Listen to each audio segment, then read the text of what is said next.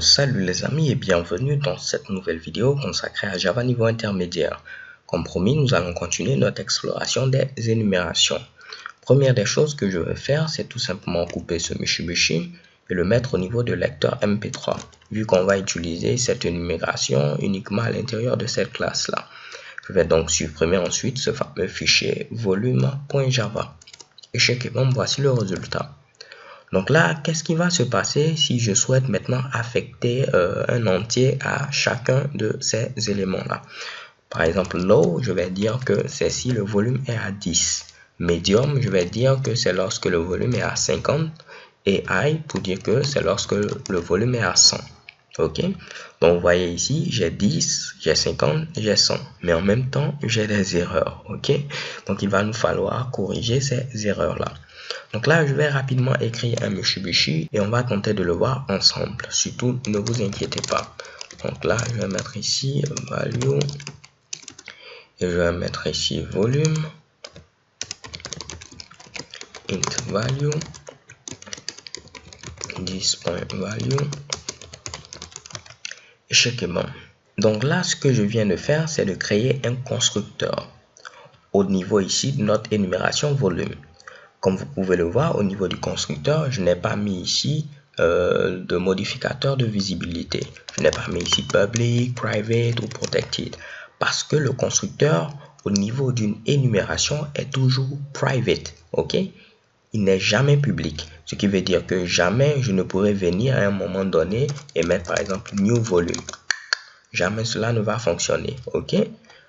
Le constructeur au niveau d'une énumération est toujours privé. Donc, tout ce que vous aurez à faire, c'est mettre le nom de votre énumération et lister vos différents paramètres comme on le faisait auparavant. Seulement, il est toujours privé. Ensuite, j'ai déclaré un attribut qui est ici value et j'ai dit que lorsque on va maintenant utiliser ce fameux constructeur, on pourra préciser ici la valeur qui va être affectée à ce fameux attribut. Et lorsque vous mettez maintenant low, en parenthèse, vous mettez ici 10, automatiquement, il va faire appel à ce constructeur-là. Et c'est comme si 10, c'est la valeur que vous avez donnée à ce niveau. Et c'est cette valeur qui sera affectée ici à value. Ok? Je sais que les gars, cela peut paraître vraiment bizarre et compliqué. Ne vous inquiétez pas, ça a été mon cas aussi lorsque j'apprenais cette histoire d'énumération là. Mais au fur et à mesure que vous allez les utiliser, vous allez voir que c'est quand même logique, ok? On ne peut pas faire new, mais voici ici un moyen qui nous est donné de pouvoir mettre autant de paramètres qu'on le souhaite. Donc si j'avais un autre paramètre que je souhaitais donner à ce niveau-là, comme cela, qui est une chaîne de caractères, je n'aurai qu'à déclarer à ce niveau un autre attribut. Je vais mettre par exemple ici name. Et après, je pourrais dire que en deuxième paramètre, j'aurai ici un attribut name. Et je vais mettre ici 10.name, soit ce fameux name là. Et chez bon, voici le résultat. Ok? Donc, vous pourrez donner autant de paramètres que vous le souhaitez. Dans mon cas, c'est juste une valeur. Donc, je vais enlever tout ce charabia là. Parfait. Donc là, normalement, si je lance l'exécution de mon code, je n'aurai aucune différence. J'ai toujours ici low, medium et high, comme je l'avais mis à ce niveau-là. J'ai dit parcours-moi l'ensemble des valeurs au niveau de mon énumération volume et affiche-moi ces valeurs-là. Si vous vous rappelez, qu'est-ce que je vous avais dit? Je vous avais dit que au niveau des classes, toute classe héritait ici d'une classe qui a pour nom object. Ok? Et au niveau de cette classe object, il y avait un ensemble de méthodes qu'on pouvait redéfinir. Je vous avais parlé par exemple de la méthode toString qui est appelée lorsqu'on souhaite afficher ici un objet de notre classe. Ok? Au niveau ici de ces fameuses constantes qui sont présentes à ce niveau-là, voyez-les aussi comme des objets qui héritent ici de cette fameuse classe object. Ce qui veut dire que vu que ces fameux objets-là héritent de cette classe object, vous aurez accès à toutes ces méthodes dont je vous avais parlé. La méthode toString, la méthode equals, ainsi de suite. Ok? Donc à ce niveau, je pourrais venir redéfinir la méthode toString. Et je vais mettre ici public string et cette méthode a pour nom toString. Parfait. Et là, je n'aurai qu'à retourner ici la valeur.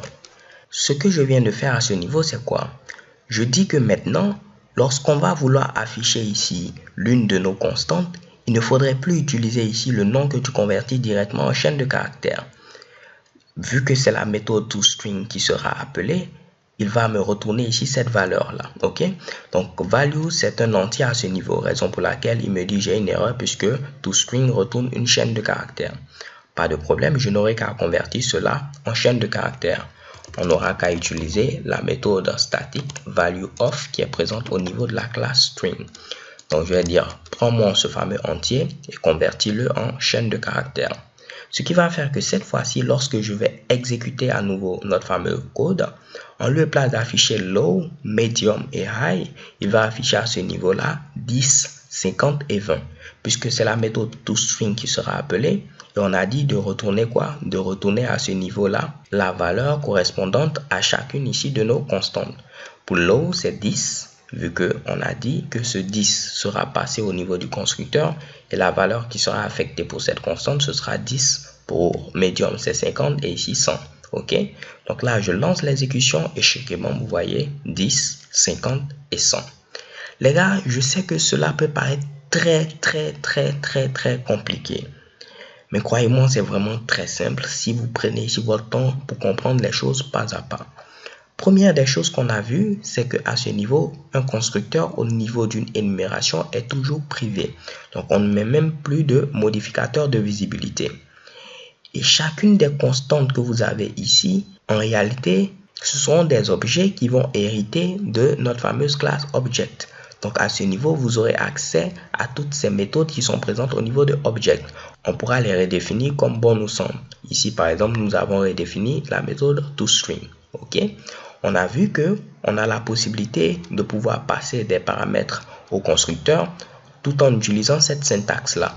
Vous avez votre constante et en parenthèse, vous pourrez passer les paramètres. Ok? Alors les gars, si cela vous semble confus, tout ce que je peux vous donner comme conseil, c'est de regarder à nouveau cette vidéo et vous allez voir que au fur et à mesure que vous allez répéter ce même processus, tout va devenir beaucoup plus simple. Alors c'est tout et je vous donne rendez-vous à la vidéo suivante. Peace.